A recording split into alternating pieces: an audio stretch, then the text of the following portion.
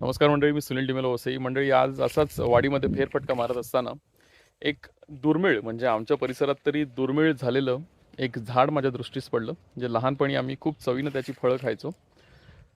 त्याची फळं काही जमिनीवर पडली होती. मी वर पाहिलं तर अरे वा, हे झाड अजूनही आहे इकडे. एक माझ्या लहानपणी देखील खूपच कमी झाडं होती या फळाची.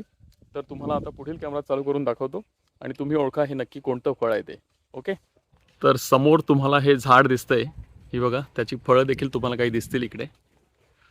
तुमच्या परिसरात तुम्ही ही फळं खाता का? आणि तुम्ही याला काय नावाने हाक मारता ते जरूर सांगा. तुम्हाला जवळून ही फळं दाखवतो जी जमिनीवर पडलेली आहेत, जी मी गोळा करून घेऊन जाणार आहे आणि त्यावरती ताव मारणार आहे. हे बघा, दिसतंय का? हे कोणतं फळ आहे? खराब होतं हे. इकडे बघा, वाह काय रंग आहे, एकदम छान ती पिकलेली आहेत. नैसर्गिकरित्या पिकून खाली पडलेली आहेत. ही बघा,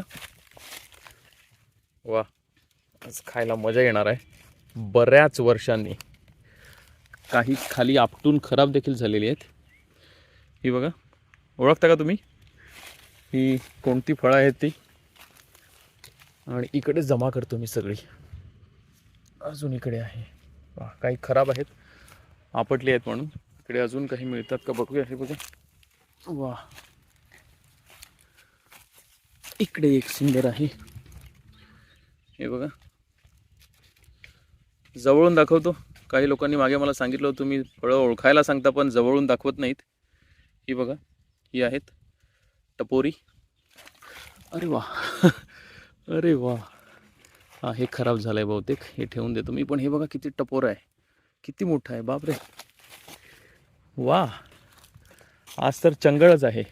ॲलिन आणि रायझलने कधीही ही फळं पाहिली नसतील, चाकायचं सोडूनच द्या, त्यांनी पाहिली देखील नसतील.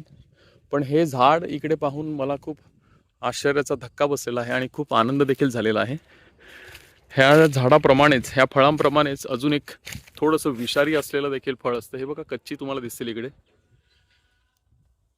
तर आम्ही स्थानिक भाषेमध्ये याला बोखरे, आमच्या सामवेदी भाषेत किंवा कादोडी भाषेत आम्ही याला बोखरे म्हणतो.